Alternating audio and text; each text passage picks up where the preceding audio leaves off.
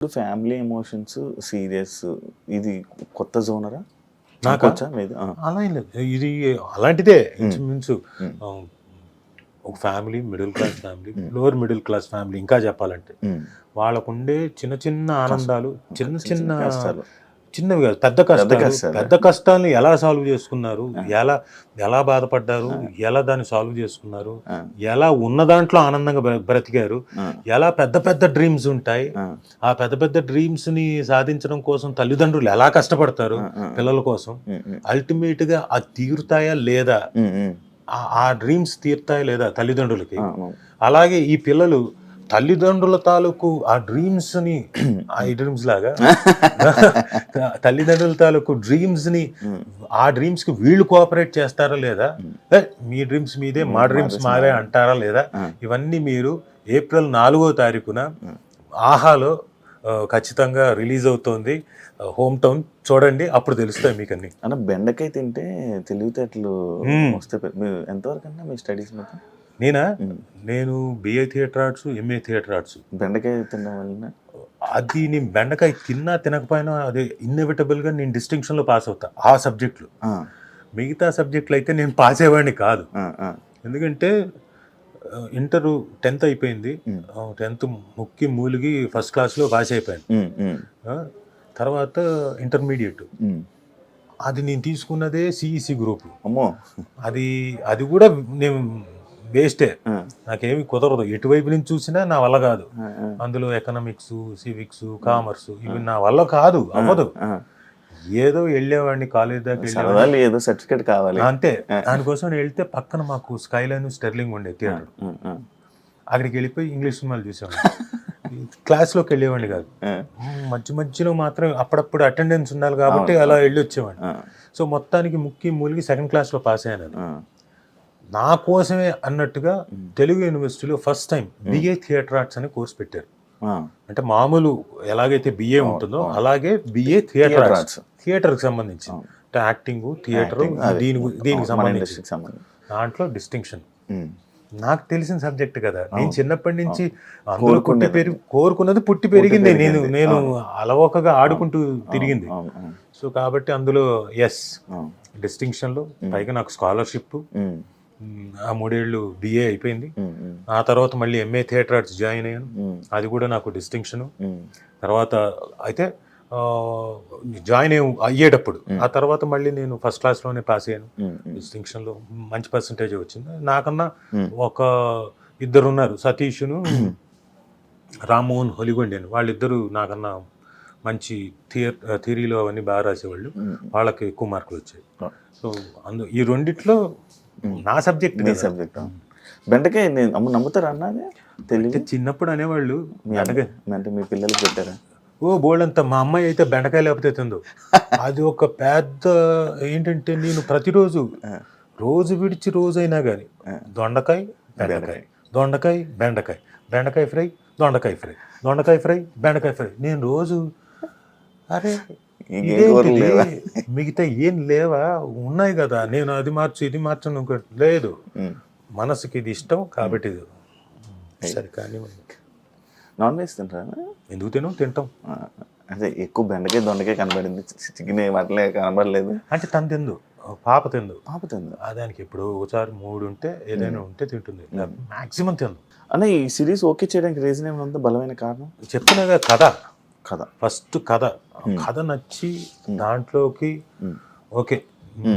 నాకు కూడా ఒక డెఫినెట్గా మళ్ళీ అంటే మధ్యలో నేను లావ్ అయిపోయింది చెప్పాను. ఒక 4 నెలలు మా నాన్న చెప్పిన మాటలు గుర్తొచ్చి, తిండి తినకపోతే ఎట్లారా, రుచులు తెలియకపోతే ఎలా తినాలి రుచులు అంటే, సర్లే జీవితంలో కష్టపడ్డాం, దెబ్బలు తిన్నాం, చాలా చేసాం, ఇంకా తిన్నాం అని చెప్పేసి నాకు ఇష్టమైనవన్నీ, పప్పుల దగ్గర నుంచి, కూరల దగ్గర నుంచి, నాన్ వెజ్ క్రీమాల దగ్గర నుంచి, రసాల దగ్గర నుంచి, చారుల దగ్గర నుంచి, నా ఇష్టం ఏవైతే ఉన్నాయో అన్నీ చేయించుకునేవాడిని.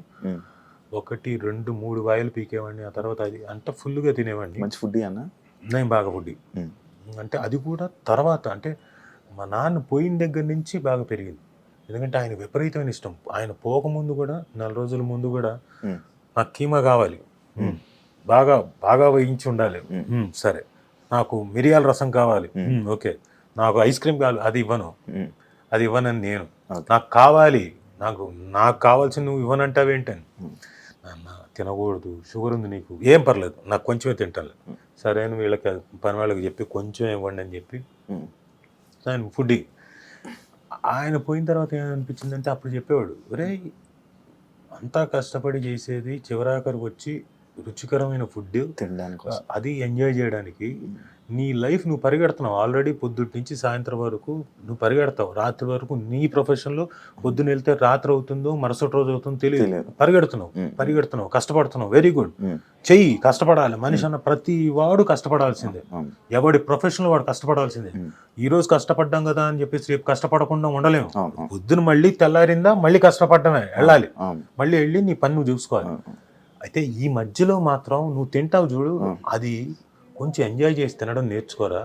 అవి మన రుచులురా. దాన్ని మనం ఎంజాయ్ చేయకపోతే ఇంకెందుకురా. చిన్నవేరా మనం ఎంజాయ్ చేసేది. ఫుడ్ ఇలాంటివే ఓ పెద్ద పెద్దవి కాదు. సో ముందు ఆ చిన్న ఎంజాయ్మెంట్స్ తెలుసుకో. ఫుడ్ చాలా ఇది షడ్ రుచులు. నువ్వు ఎంజాయ్మెంట్ అది రుచులు తెలిస్తే కదా నువ్వు యాక్టింగ్ కూడా బాగా చేయగలుగుతావు, నవరసాలను కూడా బాగా పలికించగలుగుతావు. అంటే అవును కరెక్టే కదా అని ఇంతకాలం పరిగెత్తాను, కడుపు మార్చుకున్నాను, ఏవో తినాల్సింది కూడా గబగబ మింగి వెళ్ళిపోయాను. కూర్చొని నమిలి మింగితే ఆ ఎంజాయ్మెంట్ వేరు కదా అనుకొని ఆయన పోయిన తర్వాత ఐ స్టార్టెడ్. బిజీ లైఫ్లో ఇంకంతే కదా, ఎప్పుడు తినేసి ఎప్పుడు వెళ్ళిపోదాం. ఇట్లా తీసుకొని 5 నిమిషాల్లో అయిపోయేది నా భోజనం. అది మార్చుకున్న స్టైల్. 20 ఫాస్ట్గా తినేయాలంటుంటారు కదా అన్న తిండి దగ్గర. 22 సార్లు 32 సార్లు నమలాలంటారు ఒక ముద్ద ఎవరైనా కానీ. నాకు వీళ్ళుపోయి వాళ్ళు పెద్దలు చెప్పింది కాళ్ళు తడి ఆరే లోపల ఫస్ట్ అబ్బాయిలు ఫాస్ట్ తినేయాలి. పొరపాటును కూడా కాదు. మనం అంటే యంగ్స్టర్స్ ఉంటే లోపల మంచి జీర్ణశక్తి ఉంటుంది కాబట్టి పర్లేదు, వాళ్ళు తిన్నా ఓకే, ఫాస్ట్గా తిన్నా ఓకే. బట్ యూజువల్గా ఏం చెప్తారంటే నెమ్మదిగా నమిలి తినాలి. నమిలి మింగితే లోపలికి వెళ్ళిన తర్వాత జీర్ణశక్తి బాగా ఉండి బాగా డైజెస్ట్ అయ్యి ఒంటికి పట్టాల్సింది పడుతుంది, అవసరం లేని ఎక్స్క్రీట్ అయిపోతుంది. So any time you should have your time. ఎందుకు గంట సేపు బ్రేక్ ఇస్తారు? గంట బ్రేక్ అనేది దేనికి? 10 నిమిషాలు అనొచ్చుగా, గంట ఎందుకు ఇచ్చారు మరి మధ్యాహ్నం గంట సేపు అని? ఆ గంటలో మీరు at least you should take your 30 minutes time for eating. అది కూడా ఎలా? ఆ రుచుల్ని ఎంజాయ్ చేయకపోతే ఇంకెందుకు? ఏం తిన్నావురా, ఏం రుచి, అది ఏం రుచి, అది కారమా లేకపోతే పులుపా అనుకుంటూ డౌట్లు వస్తేలా? తిన్నది ఎంజాయ్ చేయాలి, లాలాజలం మీకు నోరు ఊరాలి మీరు తినేటప్పుడు, మీరు అది ఆస్వాదించాలి. సో ఇవన్నీ గుర్తుకొచ్చి నేను నా టైంలో ఫుల్గా ఒక 4 నెలలు ఫుల్గా తిన్నాను. నైట్ టైం ఐస్ క్రీమ్లు కానివ్వండి, నా స్వీట్లు, ఎవ్రీడే స్వీట్లు 1/2 kg తినేవాడు. స్వీట్ పిచ్చా అన్న మీకు? స్వీట్ అంటే స్వీట్ క్రేవింగ్స్ ఉండేది, బట్ ఆ టైంలో మాత్రం 1/2 kg తినేవాడు నైట్ మాత్రం. Night 1/2 kg. అలాగే ఐస్ క్రీమ్ తిన్నప్పుడు ఏం చేసేవాడిని అంటే 750 ml అంటే దాదాపుగా పావు లీటర్, అంటే కేజీకి 1/2 kg తక్కువ అలా తినేవాడిని. దాంతో ఏమైపోయానంటే 4 నెలలు 5 నెలలు స్పాన్లోనే బాగా లావ్ అయిపోయాను, నాకు తెలియకుండా లావ్ అయిపోయాను. షుగర్స్ కదన్న ఫుల్. ఇప్పుడు సన్నగా అవుతున్నాం మళ్ళీ కష్టపడి కడుపు మార్చుకొని. కానీ అలా అని చెప్పేసి రుచుల్ని మిస్ అవ్వట్లేదు, ఆ రుచుల్ని ఎంజాయ్ చేస్తూనే కొంచెం ఎంజాయ్ చేస్తూనే అలా కోట శ్రీనివాసరావు గారు లాగా కోడి ఎక్కడ పెట్టుకొని అట్లా కొంచెం దాన్ని ఆ రుచిని మళ్ళీ ఆస్వాదిస్తూ తింటున్నా. అన్న రాజీవ్ కనకాల గారికి తెలియని మేకర్ లేరు, అలాంటిది ఎందుకు ఫుల్ లెంత్ రోల్స్ అనేది ఉండవు అనేది ఈ మధ్య కాలంలో అనేది ఒక క్వశ్చన్ ఉందన్న ఆడియన్స్కి ఎప్పుడు. అంటే నేను ఎప్పుడు వెళ్ళి నాకు క్యారెక్టర్ కావాలి, అవును మీకు అది లేదు, అది కూడా నేను విన్నాను. అది ఒక విధంగా తప్పు నాది, ఎందుకంటే నాకు 100% తప్పే. See you have to be, మీరు ఎంచుకున్న ఫీల్డ్ ఏంటి? Acting, glamorous field, where rat రేస్లో మీరు ఉంటే తప్ప మీరు వెళ్ళి మిమ్మల్ని మీరు పిఆర్ చేసుకుంటూ మిమ్మల్ని మీరు పరిచయం చేసుకుంటూ నాకు వేషం ఇవ్వండి అని అడిగితే తప్ప రాని ఫీల్డ్. సరే లక్కీగా రాజీవ్ కనకాల లాంటి వాడికి వచ్చేసింది, అడగకుండానే వేషాలు వచ్చాయి. సరే నేను కూడా ఎవరిని అడగకుండా వస్తూనే ఉన్నాయి. గడిపేశాను. ఇప్పుడు అడగలేదా? ఇప్పటిదాకా అడగలేదు.